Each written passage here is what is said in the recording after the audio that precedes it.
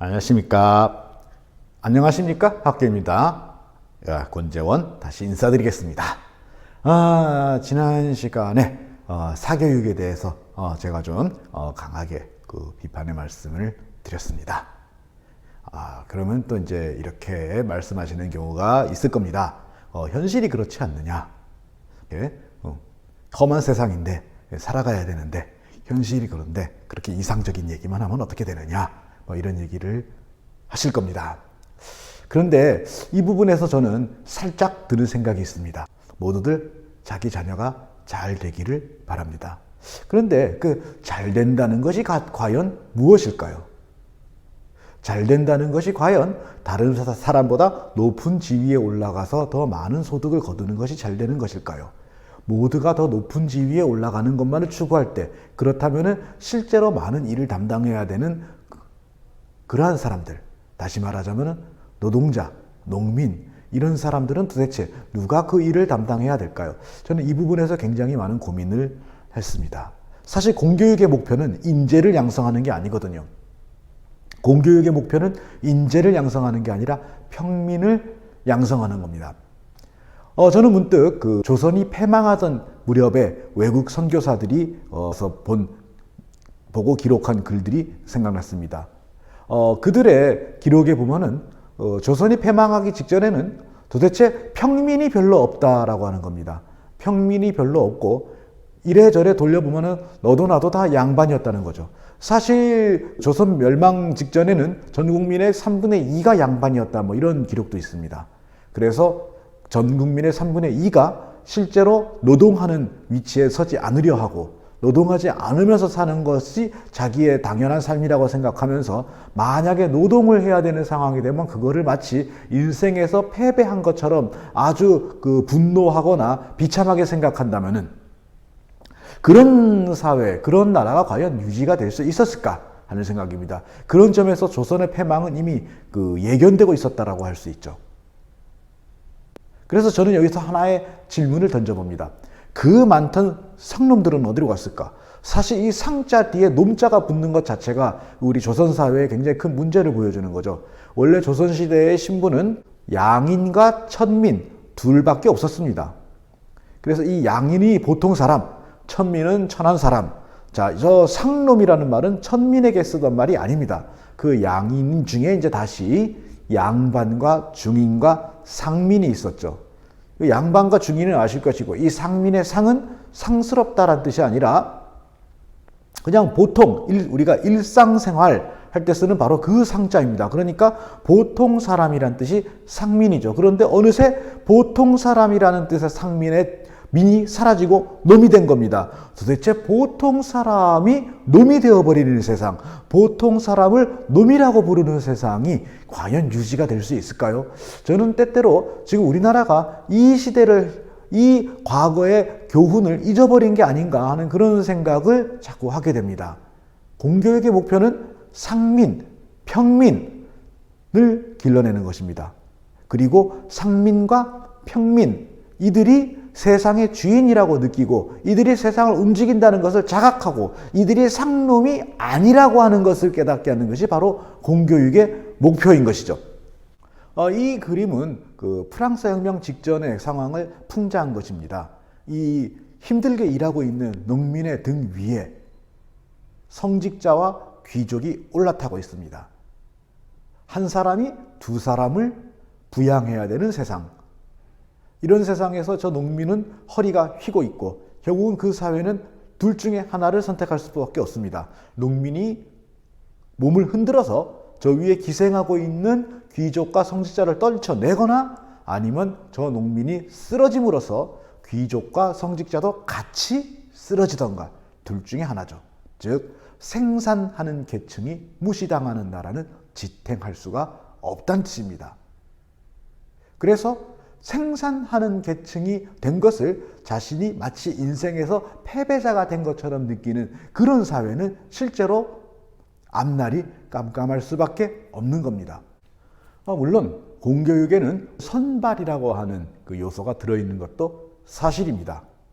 그것은 실제로 한 사회가 유지가 되려면 실로 이와 같이 다양한 직종들이 움직여야 하기 때문이죠. 이 다양한 직종들은 저마다 성격이 다른 일, 성격이 다른 노동을 하는 직종들입니다. 따라서 그 성격이 다른 노동에 맞는, 즉 적성과 자질이 거기에 적합한 그러한 사람들을 뽑아다가 그 자리에다가 집어넣어야 되는 거죠.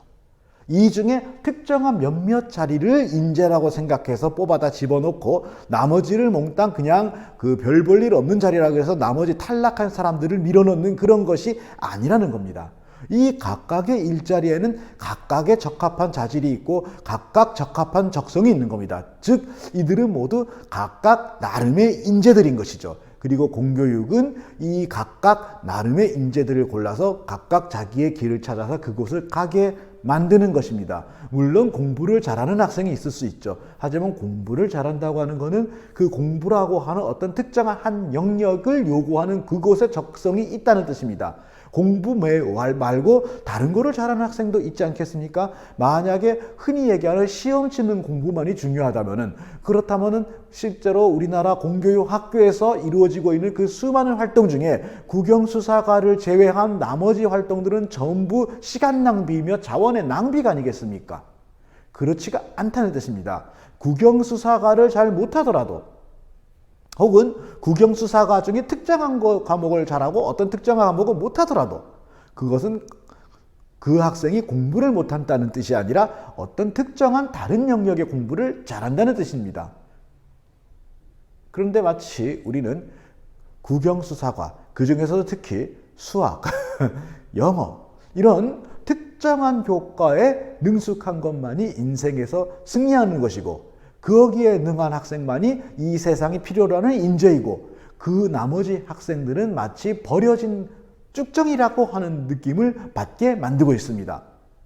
물론 국영수사과를 잘하는 학생들, 그 학생들이 가는 자리가 대체로 정해져 있긴 합니다. 하지만 그래서 변호사가 있고 의사가 있고 교사가 있고 학자가 있고 연구원이 있고 공무원, 대기업, 정규직 사원들도 있겠죠. 근데 모든 사람이 변호사, 의사, 교사, 교수 이런 일들을 할 수는 없습니다. 그런 일자리들을 다 끌어모아 봐야 전체 인구의 5% 밖에 되지 않으니까요. 나머지 95%는 다른 일을 할 수밖에 없는 겁니다. 그리고 앞서 말씀드렸던 이러한 5%의 직종들은 엄밀히 말하면 이 사회에서 직접적인 생산을 하지 않는 사람들입니다. 만약에 지구가 멸망 직전에 이르러가지고 꼭 필요한 사람들을 꼽는다면 어떤 면에서는 이 5% 사람이 아닌 95%의 사람이 더 필요한 것이죠. 일단 생산을 해야 생존이 가능할 테니까요. 그런데 이 중요한 생산을 담당해야 되는 사람들이 어차피 95%가 그 일을 담당해야 되는데 기왕이면 나는 이 사회에서 생산을 담당하는 중요한 역할을 하고 있는 거다라고 생각하고 있는 것과 나는 저 5%에 들지 않는 패배자다라고 생각하는 것과 어떤 사회가 더 살기 좋고 바람직한 사회이겠습니까? 물론 직접적인 생산을 담당하지 않는 5%의 사람들이 높이 평가를 받고 사회의 자원을 많이 배분을 받고 실제로 생산을 하는 95%의 사람들이 천대받고 마땅히 누려야 될 자원과 존중을 받지 못한다는 것도 분명한 사실입니다. 그래서 여기서 우리는 민주주의를 얘기하지 않을 수가 없는 것입니다. 즉 공교육은 생산을 담당하게 될 95%의 보통의 사람들, 평민들, 상민들을 길러내는 것이자 동시에 그들을 민주시민으로 길러내는 것입니다. 누가 그들에게 정당한 권리와 존중을 찾아줄까요? 자기 자신입니다. 자기들 스스로가 이 사회의 주인이라는 것을 자각하고 정당한 존중을 요구하는 사회일 때 5%는 절대 이 사회의 자원과 존중을 독점할 수 없을 것입니다. 그 95%의 그 생산을 담당하는 그 중요한 사람들이 자신들을 패배자로 느끼고 그 5%에게 당연히 무시를 당해도 좋고 그 5% 앞에 굽실거려야 된다라고 생각하는 사회라면은 생산을 담당해야 되는 사람들은 계속해서 무시를 받고 존중받지 못할 것이며 결국 그 사회는 앞서 보여드렸던 프랑스 혁명 직전의 상황이 되고 말 것입니다. 민주시민을 기르고 민주주의를 더 튼튼하게 하자. 좋은 얘기다. 좋은 얘기지만 이상적인 얘기다. 이렇게 얘기할 수도 있겠습니다. 하지만 다시 바꿔 물어보겠습니다. 어차피 95%가 무엇인가를 생산하는 보통 사람이 되어야 되는 세상에서 자녀들을 그 5%에 어떻게든 밀어넣기 위한 끝없는 군비 경쟁, 가망 없는 경쟁에 몰아넣는 것과 95%가 존중받고 95%가 정당한 자원을 배분받을 수 있는 세상을 만드는 것. 과연 둘 중에 어느 것이 더 현실적인가요? 이 점을 한번 깊이 생각해 보셨으면 합니다. 안녕하세요. 학교입니다. 이번 주는 여기까지 말씀드리겠습니다. 고맙습니다.